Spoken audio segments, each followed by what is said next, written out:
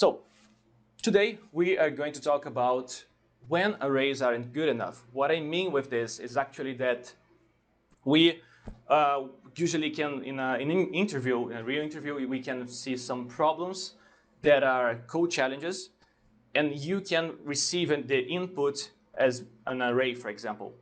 But maybe sometimes you need to change how you're going to work with this structure with all this data. So you need to use something else like a dictionary, or you can use something like a heap, a priority queue, or use a stack to help you with something, or a queue, and many other data structures. Or you can transform your array into a graph or other things, because it changes how you are going to the complexity of the algorithm.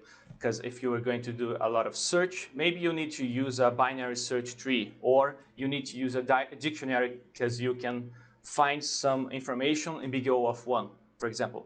So it makes sense for you to know all these data structures. What the companies want from you when you have all this knowledge is for you to show that you have to understand how you think, how is your process of think, and if you have knowledge about the basic of data structures and how you can manipulate data in the memory of the computer. So that's what you need to show them. And if you know many different data structures and you know the complexity of them, that's fantastic. But always remember that if you're going to use a different data structure, you change the space complexity of the algorithm. So if you are going to use, for example, a dictionary, and you actually received an array in the beginning of the problem, you are adding you are changing the space complexity of the problem, and it will be big O of n, just because you created a new structure as just like a dictionary.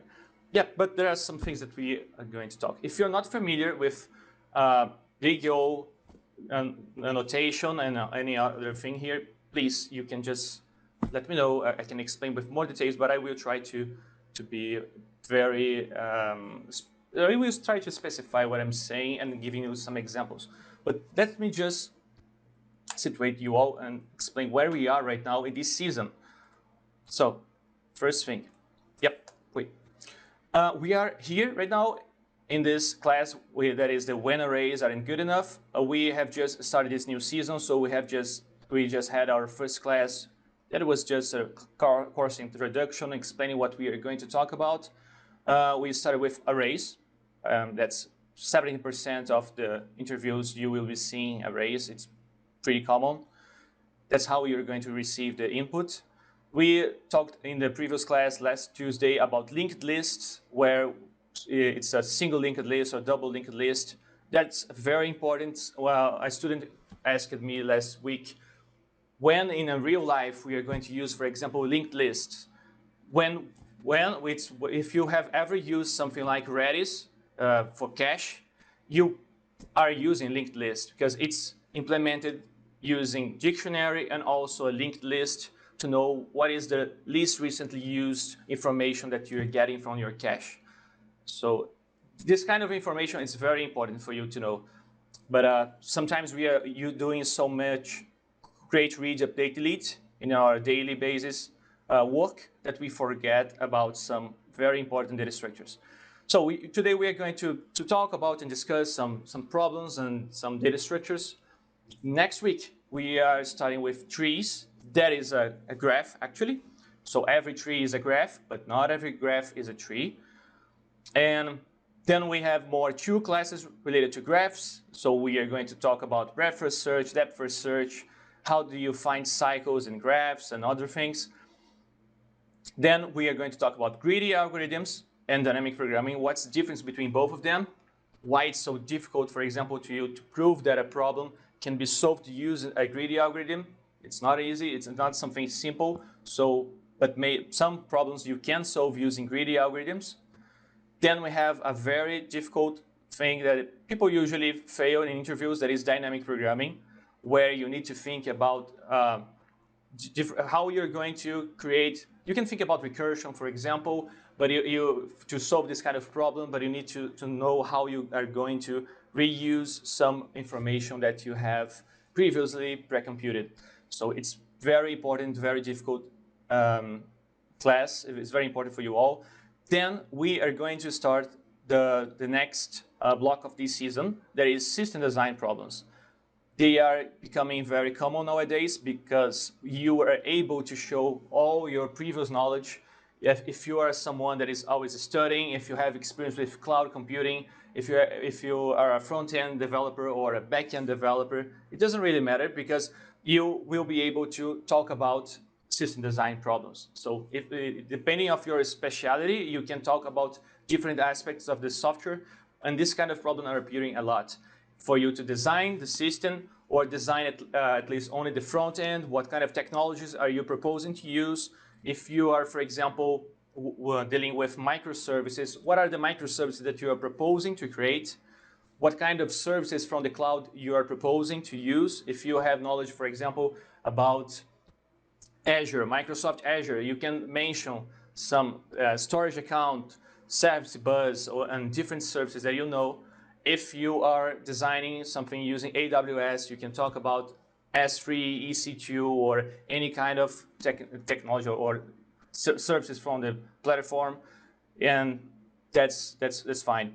But those are very classic. They appear a lot in interviews for VANHACK companies or for the big tech companies. They will be there, some things like this. So you need to know, if you are a software architect, for example, you need to know how to deal with queues, how the different microservices will be interacting with each other.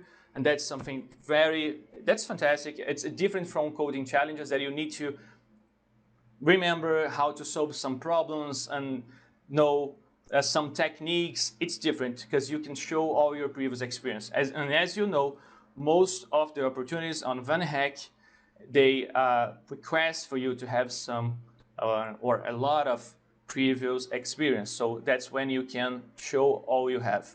And we exchange a lot of knowledge here in class. Yeah. So any question before we start now? Because I'm going to show you some problems and we are going to discuss some things. Any question? Hey, Gustavo. Someone Yes, just asked me if we can provide the recording and so on.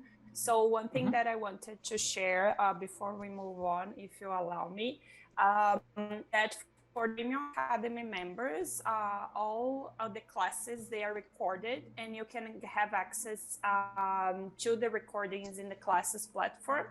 But for those that are not members yet, unfortunately, we can just provide the recording for the open class for today's class, okay? So just for your information. And as Gustavo mentioned, this is the course plan for the current season because we divide our classes into seasons. And if you join us, you have access to all the recordings from previous classes and also from previous seasons as well. So it's a lot of content there and everyone can watch on your own pace. So yeah, just to clarify that. Thank you, Camila. Any other question? I see here where we can find resources to practice. So let me show you something here. Yeah, some things that we have shared in our first class.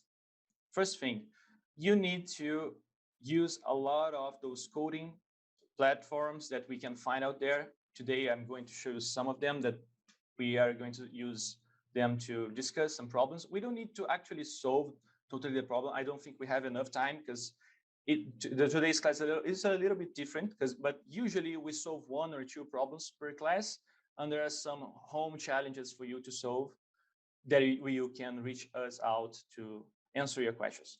But yeah, we use, for example, LeetCode. That's a fantastic platform. Let me send to you this link. And also this problem here, that is a very common problem that I have already solved with the students, with the candidates, but it's always good for you to do again the same problems. That's something very important that I need to tell you. You need repetition. So, and we all need repetition to keep sharp. Even though those classes, I really like to be here teaching with you all, not only because I love to teach, but also because I keep sharp. I'm always trying to keep updated about new technologies. For example, for system design problems, we are talking about different ways for we to, for example, how can we cache some information? We can talk about Redis, we can talk about Kafka and different technologies. So I see that that's very important for us to keep studying. And also for the data structures and algorithms, it's very important for you to keep practicing and repetition. So if you have done before this two-sum problem, for example, you should do it again, because you need to practice and become faster. Usually in an interview, you have only 45 minutes to solve a problem like this. And if you have practiced it with more frequency, you are able to think about corner cases, for example, that are not very easy to think about. If you received an array, for example, an empty array, you need to know how to handle that empty array. So you need to practice. So that's an example. LeetCode is a fantastic platform. You have HackerRank. HackerRank is very, very famous. Let me also send you already this problem here. HackerRank, many companies are using HackerRank for interviews. Yep, thank you. And let me show you. Yeah, there are some problems. I will be sharing each link with you all. Another one that I really like is CodeSino. Used to be called CodeFight in a few years ago. And that one is really fantastic. You can also challenge some company bots where you can be invited to an interview with some companies. Let me show you something here. Okay. Yep. And I will also share with you another platform that is really fantastic for you to practice outside of class. I will explain to you. So if you go here to interview, we have the interview practice for you to be prepared for different problems in this platform.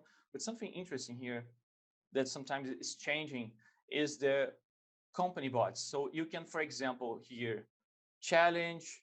Let me see here some of the. Oh, let me see if I have something. Yep. No, I'm not sure if I. Yeah, there are some here. We have, for example, you can battle the SpaceX bot. That's nice. And then any other companies, some of them I don't know, but some obviously many of us know, like Quora and Dropbox, Uber, and GoDaddy, and many others.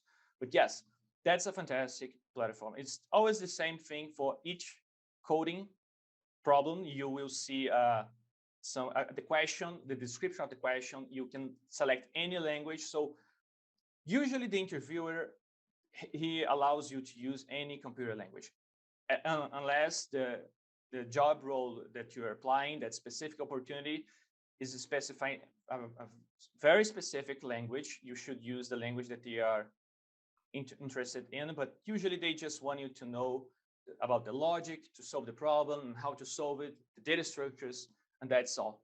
So for example, here we can see this first duplicate is a question that was asked on Google. Another one, first not repeating character from Amazon, rotate image from Microsoft, Apple, and many others. So yeah, that's how those platforms are. So let me just show you here another example from CodeSino. You have the coding description on your left. So same thing. You receive an array, blah, blah, blah, blah, blah. Find the first duplicate number. Dun, dun, dun. You have some examples. What is the input? You have some constraints. We are going to talk about all those things here. And you can select any language that you want to solve the problems. Okay, so actually it doesn't really matter the language that you select.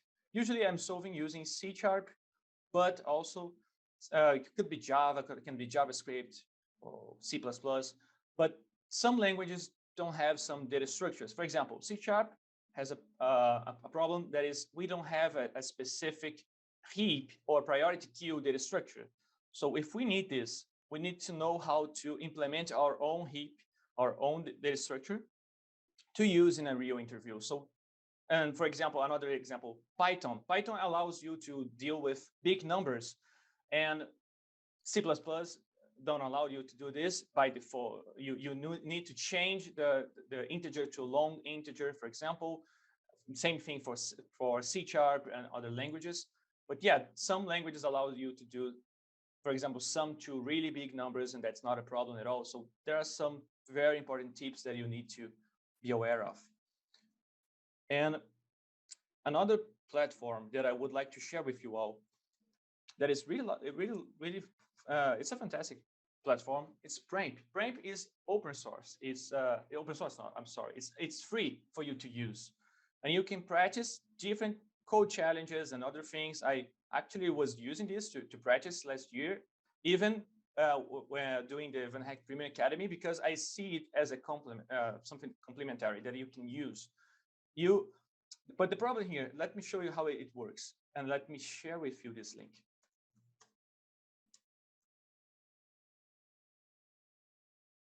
Okay, let me just send you this. Yeah, premp.com. How it works. You select if you want to practice, for example, data structures and algorithms, just like the class of today's class. And you will be scheduling 1 hour for you to interview someone. Then this person will interview you for 1 hour. It's free. You can practice this. You can select system design problem, for example, or a front end only problem, and any other examples that you can see here. But what happens is that's really great. You need to practice a lot using all those platforms or using this Premp specific. You are going to see system design problems just like the ones that we are showing here. The difference is that sometimes your pair will be someone with not much experience that will not be helping you with some tips, or will be just learning when it's in the same level as you. So the difference is that usually in class, when you are here with us, we are sharing knowledge with people that are studying a lot and practicing a lot. And we have the instructors that have experience to share with you, and also some special guests that share experience with you. Usually I have an instructor here also from a big tech company that is helping me, and some other people that I invite that help us for the code challenge and also for the system design problems. So people that used to work for big tech companies, used to work as a cloud architects and other things. So they help a lot to evaluate your solution. And usually we invite you to bring your solution, for example, for a system design problem, and we evaluate and we talk about your solution. We discuss some weakness of your problem. For example, if you proposed a system design problem that you have a single point of failure, that's something that we discuss and we show you that you are missing this, and the interviewer would probably be discussing with you and arguing you if your solution is the best possible solution or not. Also for data structures and algorithms, maybe you can propose a brute force solution, and that's fine. That's okay. But at least you are solving the problem. But probably that's not the fastest way to solve the problem, or you're using a lot of memory to solve the problem. So those are very interesting things for you to discuss. Yep, I think those are very good sources for you to study. Also, you have Geeks for Geeks.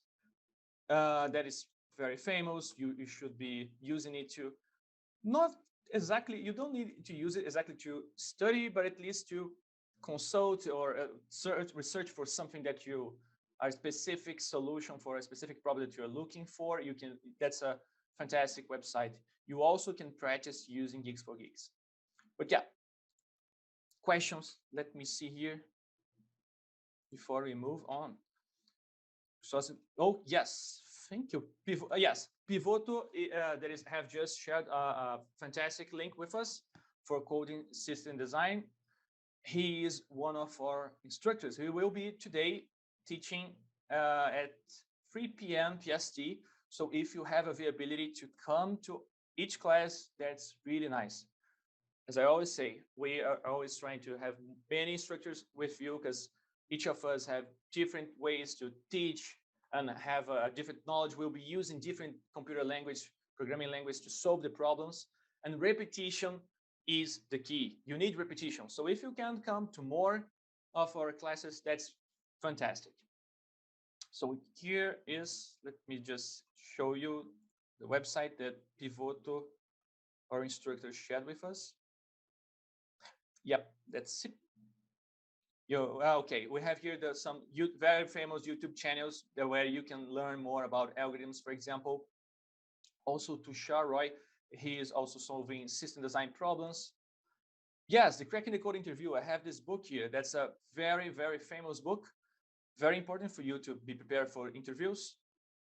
And one of the problems today is from this book. Actually, the HackerRank also had this problem, but I think more than one you can find in the book. Yes, it's design. And yes, this primer on GitHub is a fantastic one also for you to read more about system design. What really matters in this website is the readme.md, and you can find here a lot of important things that you can see in an interview related to system design. So scalability. Most of the companies nowadays, they want to scale their solution. So if you're creating a single API and you're not able to scale because you're using a single database and you can't horizontally scale that database, or that your solution have more endpoints or have more microservices available to answer all the requests from the user, that's a problem. So we need to be able to scale. You need to be able to talk about latency, and if things are not fast enough, the cap theorem, that's another very important thing. Every time you're talking about, if you're dealing with scalability, you know that you should be choosing two aspects of the cap theorem: the consistency or availability, or you want availability and partition tolerance. That is actually how many of the problems are solving. You just don't have consistency, but you have availability and partition tolerance, because you want many people buying, for example, from your online store. If you are designing an Amazon store, for example, that sell products for the entire world, for different countries, you actually need to have availability. You don't want someone trying to buy a product in the middle of the Black Friday and this person not be able to buy that product. So you need availability, you need partition tolerance. So what is partition tolerance? Is when you have databases with as part of your data distributed in many databases. So that's very important for you, and many other things here. Yeah, so that's system design. Let's see other question here. So thank you all. So yeah, if there are no other questions right now, let's just start. Yeah, let me just start with this problem that we have solved before in this season. I will just pretty fast talk about this thing. This is a specific problem. Then we have many others very interesting problems to discuss today. What is the choose sum problem? The choose sum problem is a very classic problem that also Google have solved this one. If you look for choose sum, Google, YouTube, you can see Google solving this problem. Let me see here if I can see. Yeah, this one. It's an example of Google explaining how the code challenge interview work.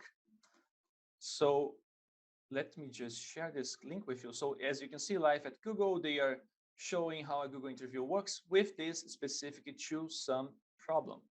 Let me share this link with you. Oh, issue with the sound. I'm sorry. I'm not sure. Is it fading right now? It's working perfectly. Working perfectly? Yeah. Maybe, I don't know, maybe it was just a moment. Adamo, let me know if it keep failing for you. Because I received this private message. But yeah, so let me explain to you how this works. So in this example, given an array of integers nums and an integer target, return indices of the two numbers such that they add up to the target. And you may assume that each input would have exactly one solution, and you may not use the same element twice. You can return the answer in any order. So let me just show you this. Example 1, we have these numbers here: 2, 7, 11, and 15. The target is 9. So are there two numbers in this array which the sum will actually give us 9 as the answer? So we have the 0 index, that is the number 2, and the index 1, that is 7. 7 plus 2, you have 9. Here we have another example where we have the numbers 3, 2, and 4. Each example is a test case. We call it as a test case. And we have the target as 6. What happens is, there are two numbers? Yes, there are two numbers. The index 1, that is the number 2, and also the index 2, that is the number 4. So 4 plus 2, we have 6, and we have the answer for this problem. I'm not going to solve the problem. I already have it solved here. That's just one of the possible solutions. But what I wanted to show you is that one of the possible solutions, you can use brute force, where you can just keep iterating through this array and trying to find a combination of two numbers where the sum will be the target. And this kind of iteration would be a brute force with a complexity not very good, because you're trying to do the sum of each number with all the other numbers. For each number, you're always trying to do the same thing with all the other numbers, which give us a complexity of big O of n squared. If you don't know much about the big O notation, that's one of the most used by the companies. They will request for you, what's the complexity of the algorithm that you are proposing, that you're solving, and that you are showing to them. And why this? Because we can say that our algorithm is fast enough, or my algorithm run in 5 minutes. It doesn't make any sense, because we have computers more faster, coming out faster than the previous year, with better processor, with better memory, RAM memories more faster, or we are running different machines. So we don't use the time to say that an algorithm is better than another. We use the big O notation, where this number n is the number, is the input. So n is actually the number of elements that we have in our array. So in this example, we have 1, 2, 3, 4 elements. So n in this first example is 4. So in the worst case, for we to be able to find the two numbers which the sum is actually the target in this first example, that is 9, we need to try all these combinations that will give us something approximately would be n times n, that is n squared.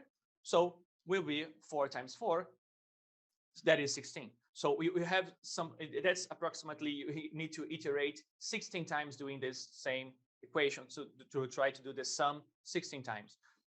So always the big O notation, big O is related to the input of the user. And that's what you're going to show to your interviewer, and also in your daily basis job.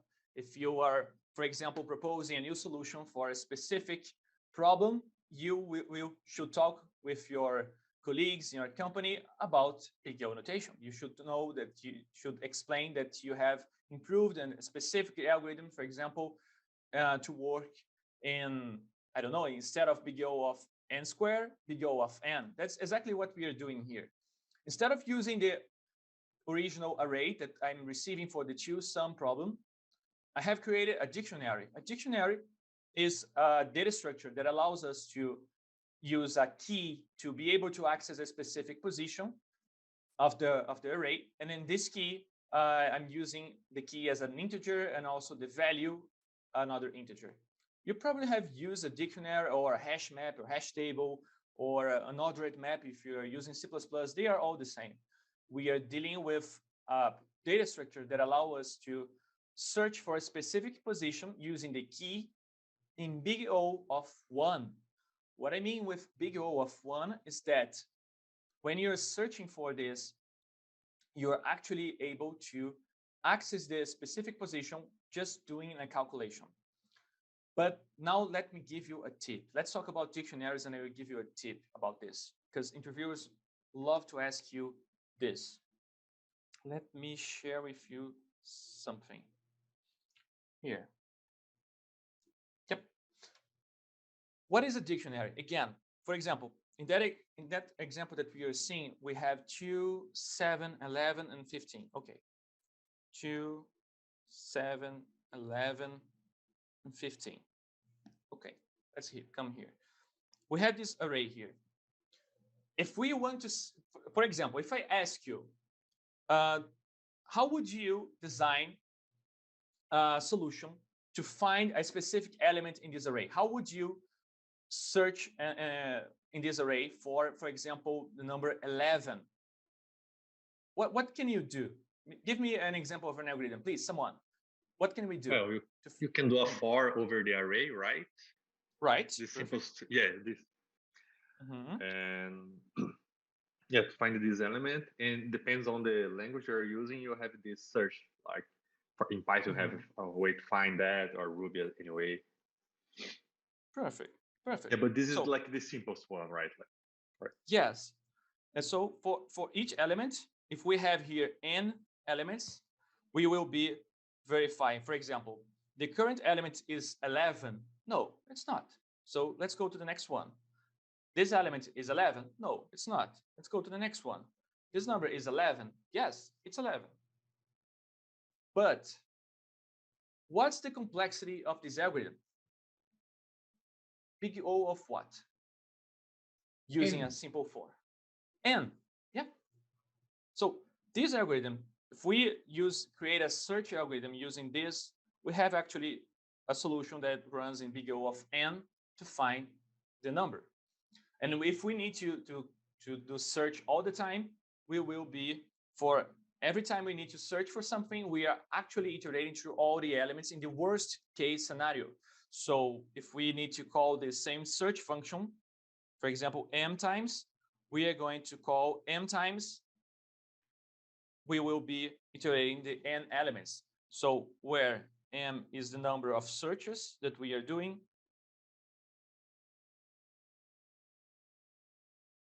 number, and n is actually the number of elements that we have in our array. Okay, so let me just explain out something to you. Why the worst case scenario? Let me show you something. If the number 11 was not here, but actually at the end of the array, let me just remove this from here. 11 is here. We are still looking for 11. What would happen is, in the worst case, you need to iterate through all the elements of this array and verify it's 11. No, it's 11. No, it's 11. Is it 11? No. Is it 11? Yes, it's 11. We could find 11 in the last position of the array. So that's why the big O notation actually means that this is the worst case. In the worst case scenario, we need to iterate through all the elements in this array, and we need to be pessimist. We need to think about the worst case scenarios when we are programming. So that's how we are measuring the quality of our algorithm and if it's fast or not. So what is another possible solution for search? If I need to search a lot, as I said, I'm going to call this search function m times. What's the other possibility for this problem? Please, who can tell me another way to do search here? What can we do to search in this array? Maybe not using the original array, or maybe we can sort the original array. Sort, yeah. Yeah, sort. That's fine. So let's sort. We can sort the array.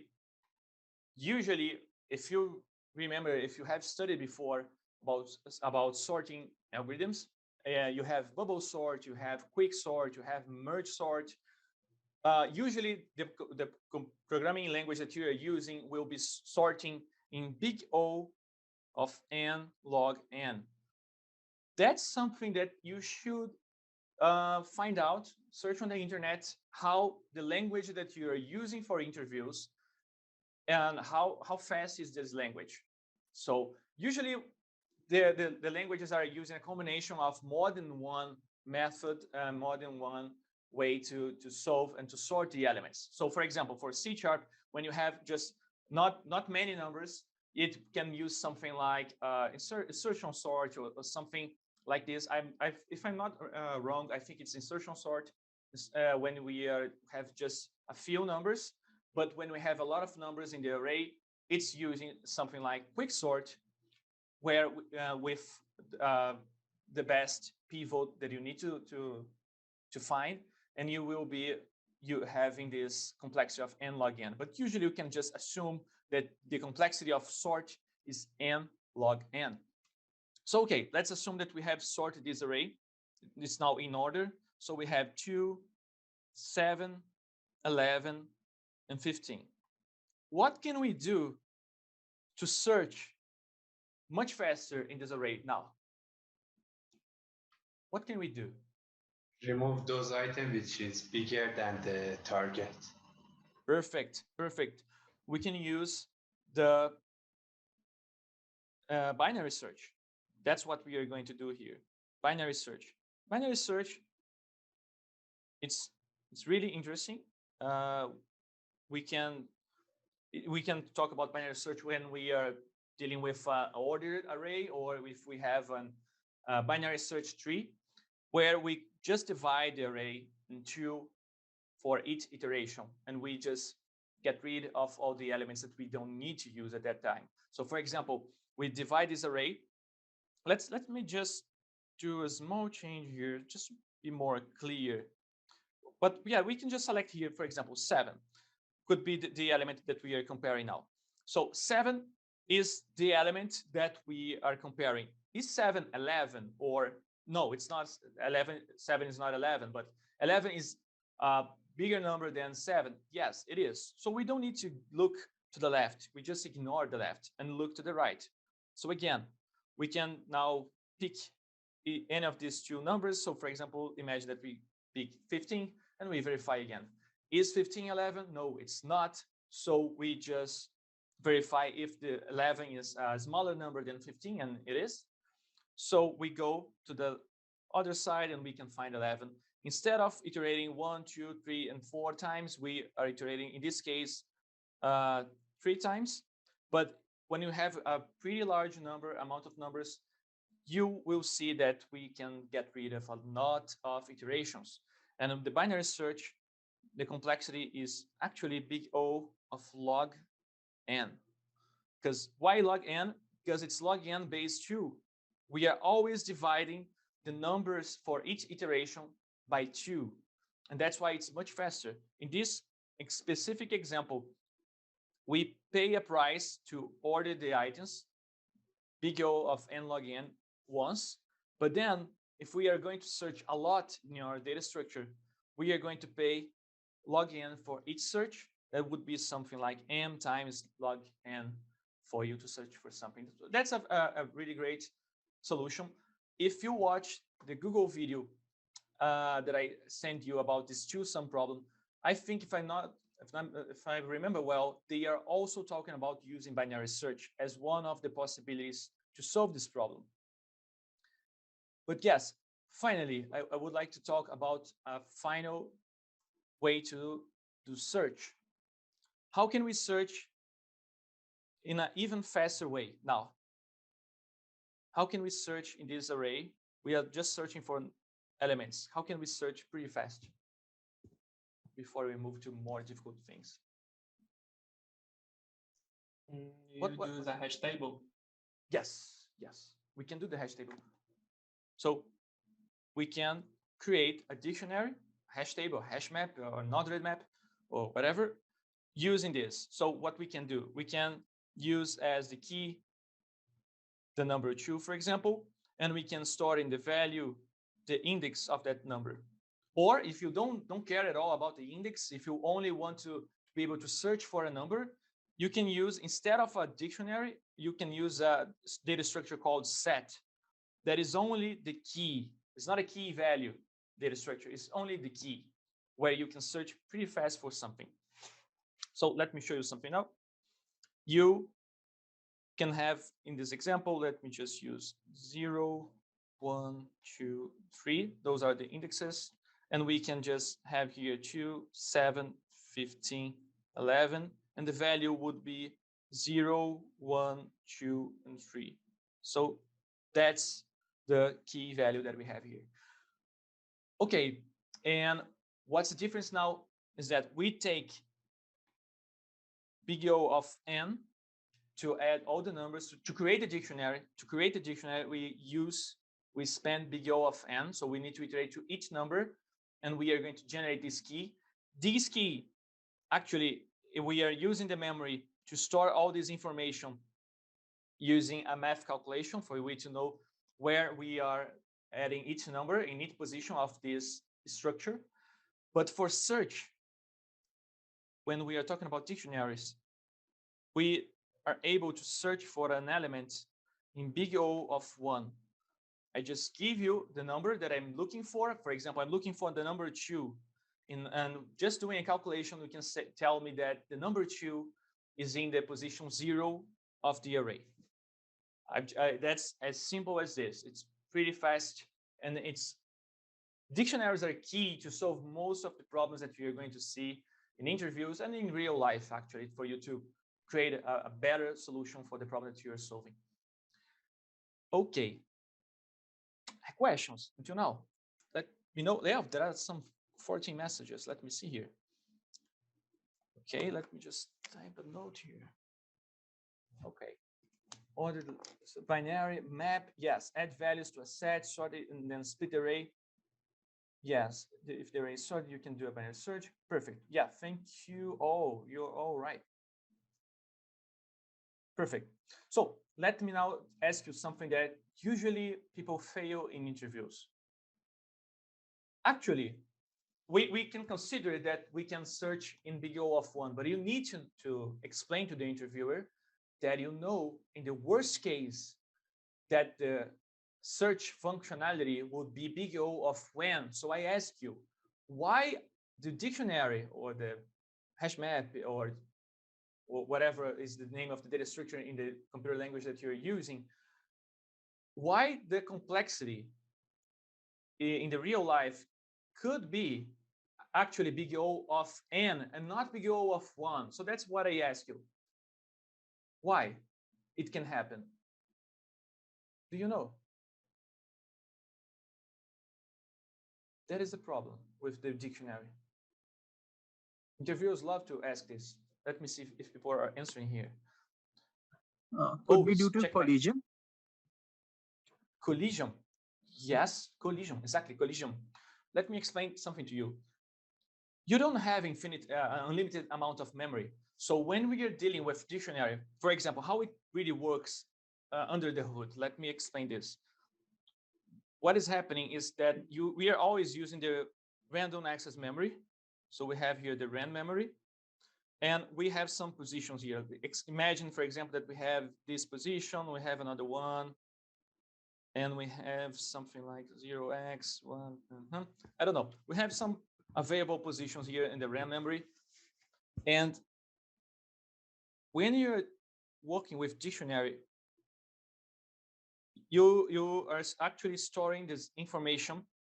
You need to do some kind of calculation to find where you're going to put that specific key in which specific place of the RAM memory. So for example, let me show you what can happen and why you need to be aware of this, because interviewers really like to ask this. If I'm going to store the number 2, that is a key. I'm going to do some kind of calculation, for example, that will be, and I need to find a position for the number 2 in this specific space that I have for my dictionary.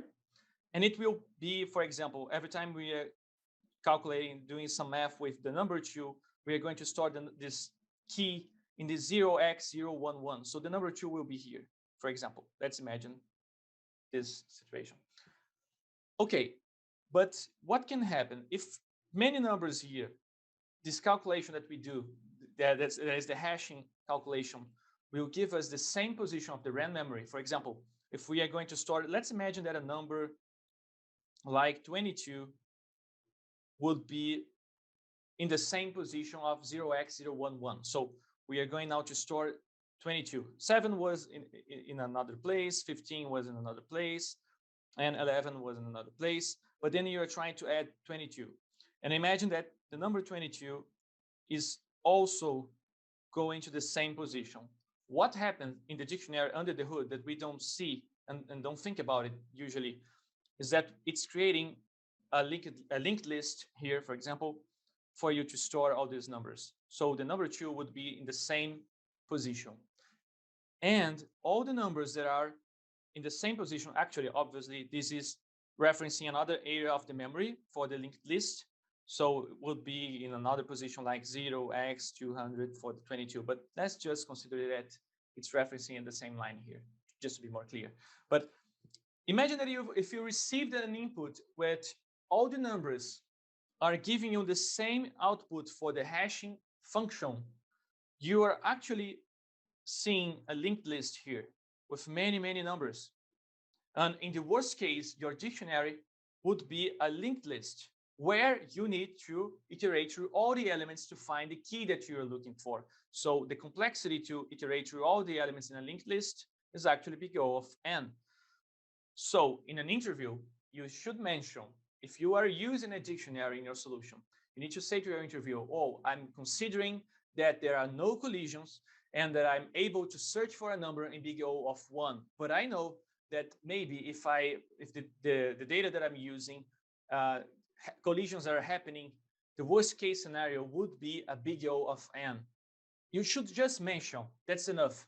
But you need to show that to your interviewer that you know how the data structure works and that you have this problem here. You cannot guarantee that it will be always big O of 1 we use in the dictionary. Okay, that's something interesting to talk to you. There are some other things that I would like to talk about yet, and there are so many problems actually. I think I select so many for this class. Questions, please. Any question? I want to talk about very important things now. No? Okay. So I have a question. Yeah, okay, what happens if we have a duplicate number so it won't work here?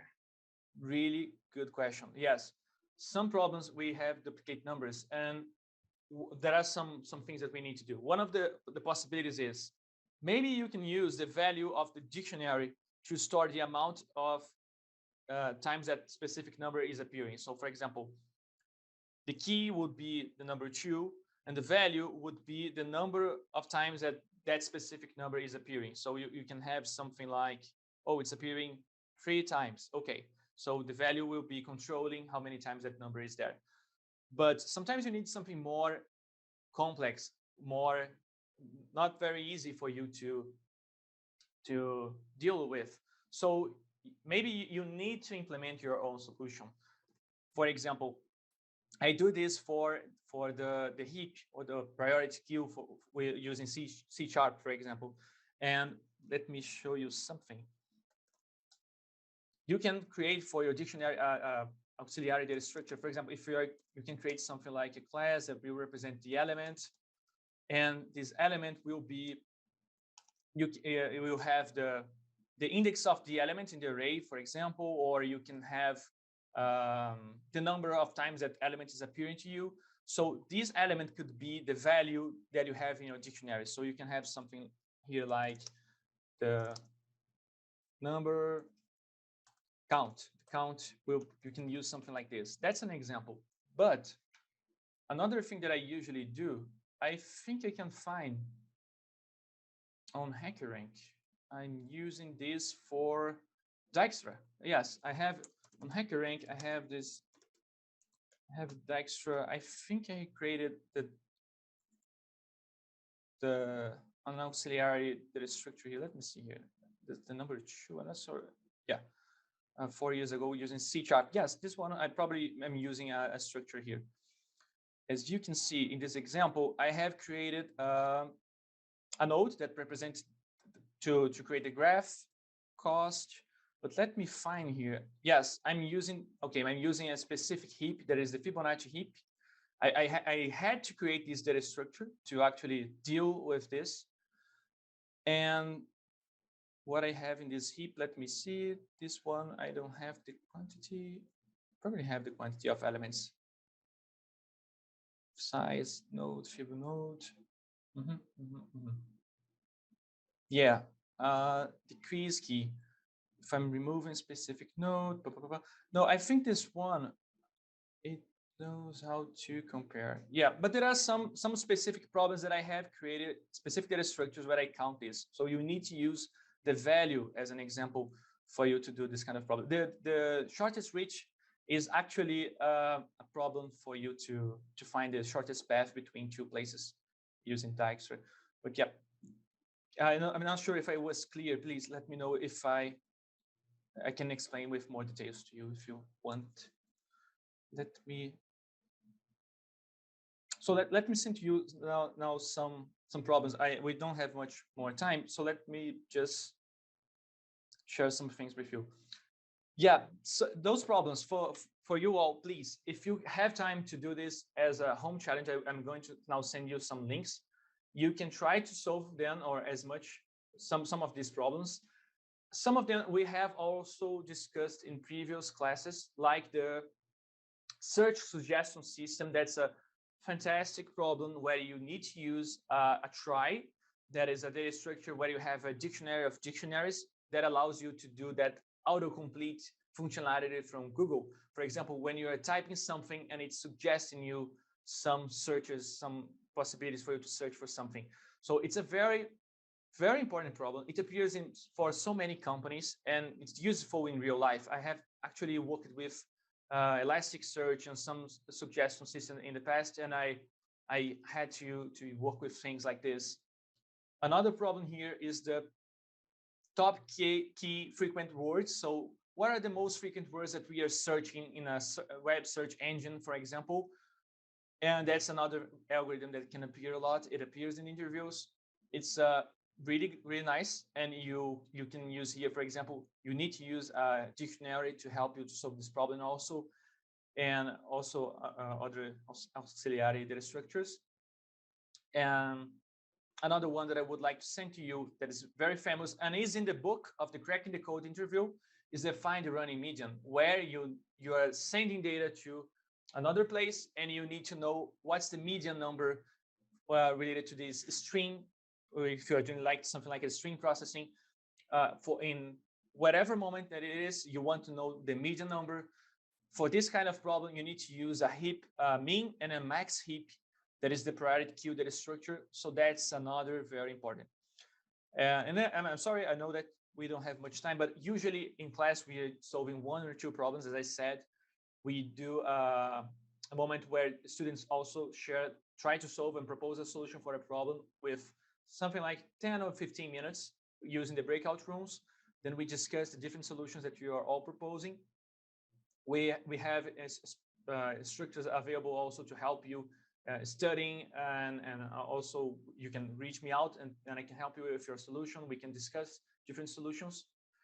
But I would like in this class to give you just for you to think about that sometimes you can't use the original input, example, the array, and you need to propose using other data structures. It can be a dictionary, it can be a tree, it can be a heap, or a trie, or any other data structure that are very useful. And we need to practice a lot. So that's what we are doing. And each season, you are usually not repeating the same problems. So we are going to solve a lot of problems using LeetCode, HackerRank, CodeSigner, and any other coding platform. Yeah, let me send you the links and questions, please. We will still keep here with you to answer some questions. Please, any question right now? And Camila will be talking to you all also, please. Let's see, it's first time here. I want to know how often it kind of class happen. Okay, we have class every week. Actually, you have class from Monday to Thursday. Yeah, but with different instructors. I'm only on Tuesdays because, as I said before, I'm working for a Canadian company, but I'm always here to keep studying with you all. That's really nice. Even if you are already working for a company, you will become a better programmer if you keep studying system design problems and algorithms. Oh, thank you, Murilo. Thank you, everyone. Every class, yes, is no, not every class is problem solving like this. It's a little bit different. Let me share with you all again the content of the classes of this specific class on Tuesdays, because you have Mondays and Wednesdays, you have English class, and you'll be improving your English, your fluency, and preparing for interviews, learning the STAR method and other things. On Thursdays, you also have class with instructors, very special instructors that will be going beyond coding challenges and also system design classes. Because nowadays, companies are also using your GitHub, for example, to see how you usually code, patterns that you use. They can give you projects for you to solve. And we are also going to discuss some projects and other things that they can ask you in an interview, and you can show that you have, you know, the state of the art of some problems and some things that are happening out there. So also talking about machine learning and some very special topics like blockchain. There's something very useful. So many companies are using out there, and blockchain can be used for you to store information and be very transparent with the people that you're using, and you give confidence. Actually, you're being so showing that it's secure for people to use your blockchain solution. Blockchain, as you probably know, is just the technology that is behind the Bitcoin, for example, and many other crypto coins. Yeah, let me share more. I have a question, Gustavo. Please, yes. About constraints. In this case, that could be a right if not enough. They usually say there's no sky for you. You can use whatever you want, or you should ask, can I use dictionary, for example, or things like that? Yes, really good question. So let me tell you something. Usually the interviewer will help you. You will see, if you watch that video from Google solving the two-sum problem, you will see that the interviewer is helping people to solve the problem, because they can say, for example, if the interviewer say to you, can you do it better? Imagine that you have solved using only the array, or you solved using brute force. They will, if they ask you, can you do it better? They probably know another answer for that problem, and you should think in any other data structure that you know. Usually think about dictionaries. They appear a lot in interviews, and they help you a lot, because search is something that makes things much faster if you are able to provide them the solution of a search using big O of 1. But remember to also mention that collision can happen, and it would be big O of n. But yes, the interviewer will be helping you, and you can use any data structure, and you can ask him, what do you think about using a binary search tree? I think it would be, but if they, sometimes the interviewer cannot be so nice to you. They can be a little bit more quiet. So propose a solution if you think you can do better, right? All right. So you should check what are your constraints to go to the best solution. Perhaps it's a different structure that can arrive, and you are thinking in that. So yes. You think about a different structure to use and ask. Yeah. Yes. But just to remind you, usually the interviewer want you to pass and want to help you at least a little bit, because they have problem to find people.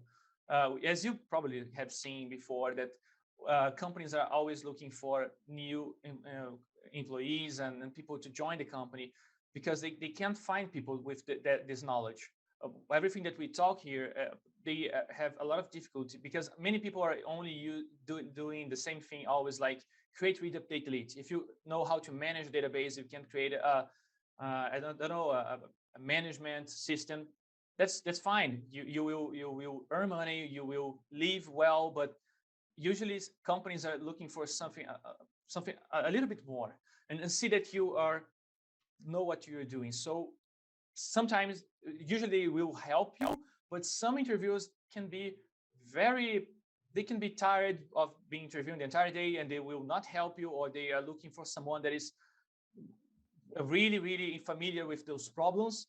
And that's why I think that coding challenges, they are fantastic, but they are not exactly, that's very polemic. Maybe they are not the best way to see if someone fit that specific job role. So that's why system design problems, and also everything that you're going to see on Thursday class are probably and maybe a better way to evaluate a candidate. But most of the companies send you at least one code challenge. That's very common. And one question, yes, one please. more. Yes, no. If you said about your day-to-day, for example, in my day-to-day, I use SQL tables on databases, and not so much arrays and these other structures. So sometimes when you give me a problem, I'm thinking, well, let's put this in a table and use a SQL functionality to make search or things like that. But I don't know if it's too much or it's possible to use these kinds of structures. Yes. Really nice question. Don't worry, Nadia. We have some questions also here on the chat that I'm going to answer. Like Daniel asked, do you mind to share your answer to the discussed problem? Yes, I can. And also I have here just a second, Patricia, just to not lose some questions. Yeah. Nadia is asking, how do I get these meeting invites every week? Do I need to register for these classes? Yes, you just. Gustavo, I will answer everyone. But no, I want to ask. I want to clarify one more thing. Because perhaps I'm thinking and create a table in a database because it's my most useful skill when I work in my day-to-day. So I don't know if it's possible. Consider that. That's a yes. We can consider that. So let me ask you first your question, Patricia. But don't worry, everyone. I'm going to answer your questions. Let me share something very important with you all. Let me see. Yeah, I will share something very important. Usually, many people are working with SQL databases, and I totally understand, and companies understand this. But sometimes we need to. I know that the quality is not that good right now, but let me show you something. Yep, here. Sometimes what we need to do is to talk about different databases. For example, if you are using a SQL database and you're searching for something in your database, you are doing a select command with something like using those percent symbols, something where and you use those percent symbols where and you use those percent symbols. You're looking for something in your database. What's the complexity of this algorithm? You are actually iterating through all those different things that you have in your database, and it will be big O of n at the same time. But if you keep studying here with us, studying by yourself or whatever you're doing, if it's something that I have seen this before, they can ask you, how would you create a microservice, for example, to search for something like songs on the internet? You can propose, instead of using a SQL database, you can use Elasticsearch, for example, or Lucene, or Solr. There are some, they are databases. They are non-SQL, that means not only SQL databases, where you can search for things much faster because they will be using something like an inverted dictionary. So even if you're only using SQL databases in your daily basis, that's fine. You will be giving them, for example, a solution big O of n, and that's perfectly fine. But if you know a little bit more, or if you have ever heard about a different technology that you can talk about, like key value database, or I don't know, any kind of technology, that's even better. I'm not sure if I answered your question, Patricia. Have I? I don't know. Yes, and because I say SQL, so there's a lot of answers to what SQL are you thinking about. But I'm thinking in those kind of queries, basic queries to respond the problem. And the thing is, it's too much perhaps for the problem, we should try to use more simple structures. Okay. Mm. No. Maybe okay, that's a really good question. When is too much, right? I think that's a question. When is too much? I think the interview will tell you if you're going. Okay, what they want to see.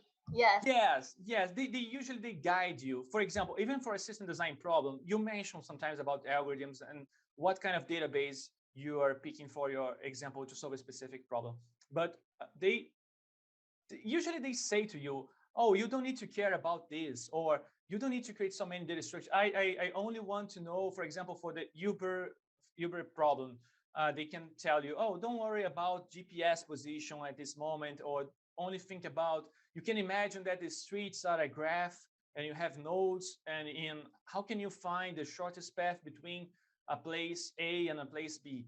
So yes, that's something that can happen. That they will probably help you. Don't worry too much. Usually they are friendly. Sometimes they are maybe mad with their own life. I don't know, but usually they help you. Don't worry too much about this. They will help you some way. But Okay. some of them some interviews are not very friendly, but usually they are. They want to feel that opportunity. They don't want to waste their time. That's something that you need to remember. They selected you to the interview. Yeah. Thank you. Thanks, Gustavo. Thank you. Let me now see all the other questions. Oh, yeah, Camila is already answering Nagesh. Thank you. Yes, I think that I answered some questions. Yeah, I think that our time is almost up, right, Gustavo? I know that you probably have some meetings later. No worries at all. Those discussions are really cool. But before we wrap up, I just wanted to share a little bit about the classes because I just received some questions here about it. So would you mind if I share just a little bit about it for everyone to get to know the other type of classes that we offer at our Premium Academy and so on. But before we move on, for those that are members of our Premium Academy, if you have to leave or something, if you have other meetings, feel free to leave. Okay, I'll just stay like 2 or 3 more minutes to answer some questions about the Premium Academy. So thank you for joining us. We have another session soon, right, at 8 a.m. PST, and we also have the 3 p.m. PST. So if you want to join us again. But just before we leave, I just wanted to share quickly here for you guys about the classes because I received some questions about it. So quickly about the interview practice classes that are part of the Premium Academy membership. So if you want to join those sessions on a regular basis, we offer those classes weekly. So from Mondays to Thursdays, we offer 3 types of classes, 3 times a day.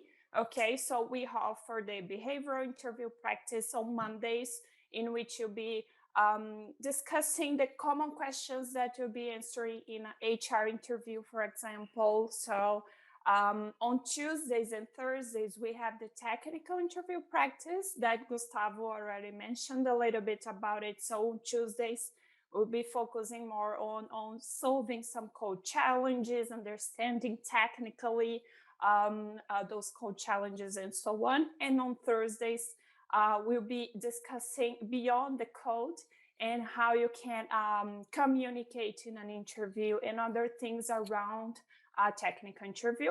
And on Wednesdays, we have a class called English for Work and Interviews, in which we'll be focusing on your English skills, okay? So practicing listening exercises, also speaking, writing, and so on.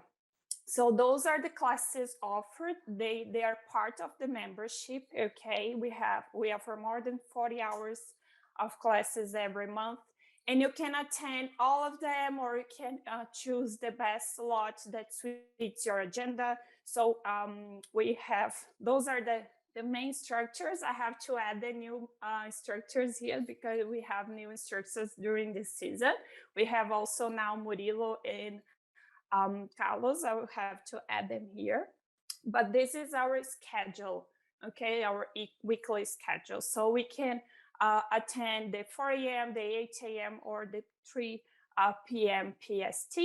At the same day, usually the content is the same, so you can choose the best slot, or you can attend all of them to practice a lot, right, Gustavo? So I just wanted to share this to make sure everyone understands the classes that we offer. Those are the live sessions, and as I mentioned before, we also record those sessions. So if you miss one class, for example, if you miss Monday's class, you can watch it later at the classes platform and see what you've missed and understand the content provided, okay? We have a lot of content over there from previous seasons as well, so you can watch at your own pace. So also part of the Premium Academy membership, we offer the profile review, and we have a specific Slack group where you can network and discuss with the instructors after the class, right? So if you have further questions after the class, you can send a message to Gustavo, for example, and just ask your questions and doubts, all right? Any other questions? Like the final question before we wrap up, I just wanted to share that to make sure it's clear. A final question. For those that are not members, you'll be receiving a special discount also to join our Premium Academy. So stay tuned, okay? After the last class of today, you'll be receiving this special coupon. So I hope you guys enjoy the class and join us soon as well. Last question. Any other questions that I missed? Not for now. Yeah, I think that we are done. Then Gustavo, if you have any other comments, you would like to wrap up the session. I'm okay. Thank you, Camila. Thank you, everyone. Thank you for your time. Fantastic. Thank you. Yeah, remember that we have 2 more classes today. So if you want to join us again, you're very welcome. We have the 8 a.m. PST and the 3 p.m. with a different instructor as well. So you can have different perspectives and different backgrounds as well. It's also good to learn from different perspectives. So guys, thank you for joining us. Stay tuned to see your emails. And if you have further questions also, you can send me a message on Slack or email. I'm always there to help you out. Okay, thank you. See you. Thanks, guys. Have a nice day.